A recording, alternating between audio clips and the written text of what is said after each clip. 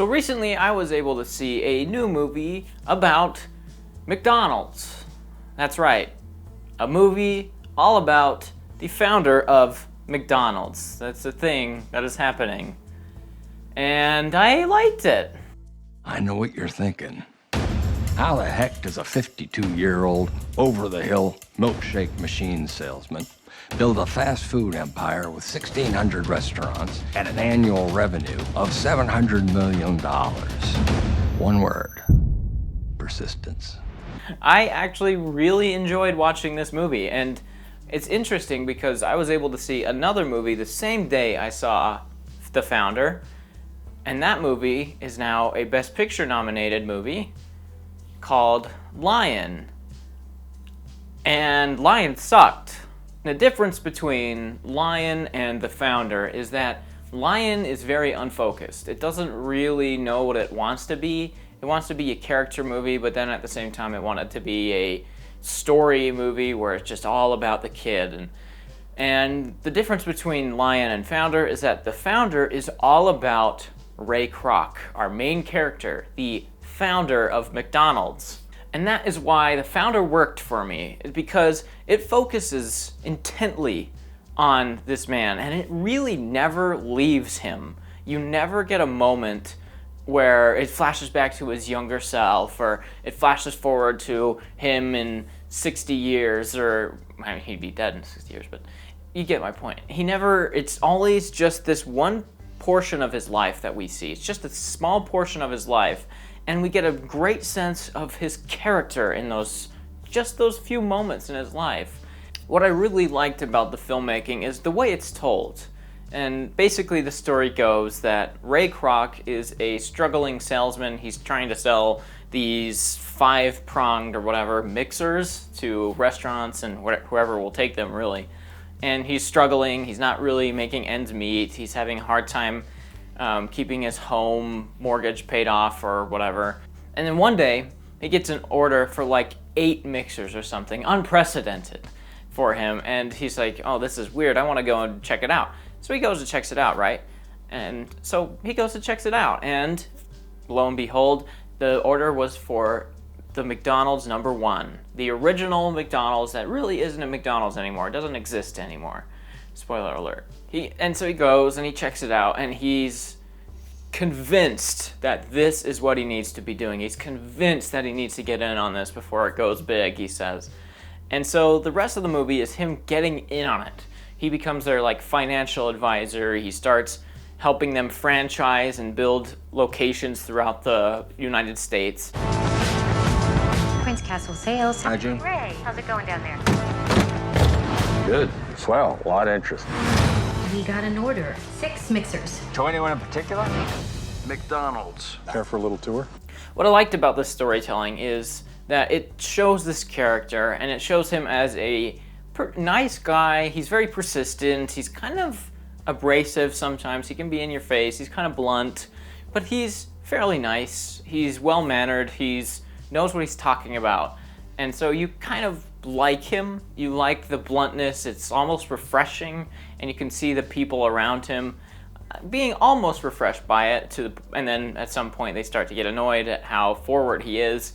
But I like that. I like showing that this character can be a good guy, and he is a good guy, but when he gets a bit of something, he takes it so far that it becomes bad. And that is what this story does a great job of showing. It takes this man that is a good guy, genuinely good guy to start out. At least you think so. And then as the movie progresses, he slowly gets more and more evil, maybe that's not the right word. And that's when we really start to see his real character. Yes, he's still blunt, but he is not a nice person. He's very, very ill-tempered. He's mean, he is aggressive, and he does whatever he can to get to the top, leaving whoever behind he needs to. And that is the most interesting part of this movie for me. That was the most fun, was watching this character grow and seeing how he became such a staple in the fast food industry. This movie would have fallen apart if the main character wasn't as good as Micheal Keaton. Micheal Keaton's performance is great. He is so charismatic in the role. It's bizarre. Like, you don't like this character, but you like watching him because Micheal Keaton's performance is so good. But the problem with this movie is that it's a based on true events movie, and we all know how those wind up. They're either the underdog sports movies or the came from the bottom, now I'm here kind of movies, and that's exactly what The Founder is. It's a very generic, formulated story about a real-life person that doesn't really do a whole lot to actually get you invested in the story. Like I said, I love the character that is written here, and I love the performance, but the story around the character and the performance is very generic. It starts off the exact way you think, and it goes in the exact way you'd expect it to. It's just a boringly told story with a great character and a great performance that makes it more fun than it should be. Franchise the damn thing. Mr. Croc. Franchise, franchise, franchise. McDonald's can be the new American church. And it ain't just open on Sundays, boys. So, as I was watching, as much as I liked watching it, as much fun as I had watching it, it still was dragged down by these cliches and these tropes and its predictability. Like, from the first frame of the movie, I knew exactly where it was gonna go. From the first frame, I knew what was gonna happen. I knew all the beats of this movie, and it does that. It does exactly that. And then there's cliches that come up and tropes that come up, and then it makes the movie feel a little bit bogged down when those happen. And especially when it happens in scenes that go on for a bit long. There's a scene when he starts playing piano with one of his franchisee's wife, and that scene goes on for way too long. There's a couple other scenes like that just bog down the pacing. So the cliches and tropes get felt even more when these pacing issues come up. And the worst problem with this movie, I would say, is the music. The music is like royalty-free Ben sound kind of music, and it's in a major motion picture that's as a wide release. Like, what were they thinking? The entire movie, every song that came on, I wanted to die. Me and my friend saw this movie at like 10 o'clock at night, and there's only 2 other people in the theater, and every time a song came on, it was so bad that we started ironically like dancing to it. Which, you know, is pretty fun, but that's all you could do with that music, is ironically make fun of it. Like, it's the worst music ever.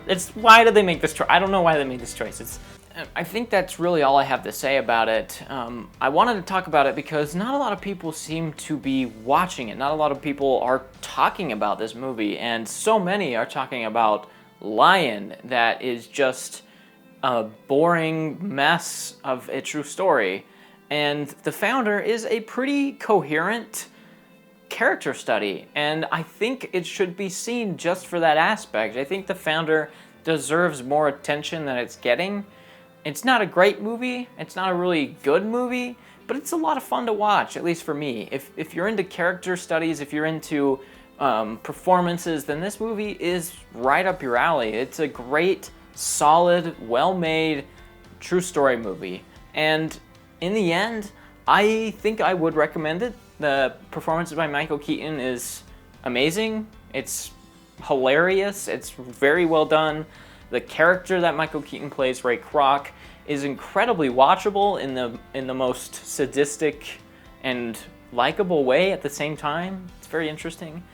But at the same time, the movie has all kinds of problems. It has pacing issues, there's cliches, tropes, generic storytelling, predictable storytelling, and the music is honestly the worst music I've heard in a movie, in a major movie, in a wide release movie, in a long time. The music is just atrocious.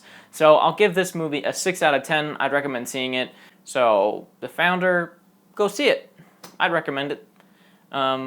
And I'll see you in the next video. Bye-bye.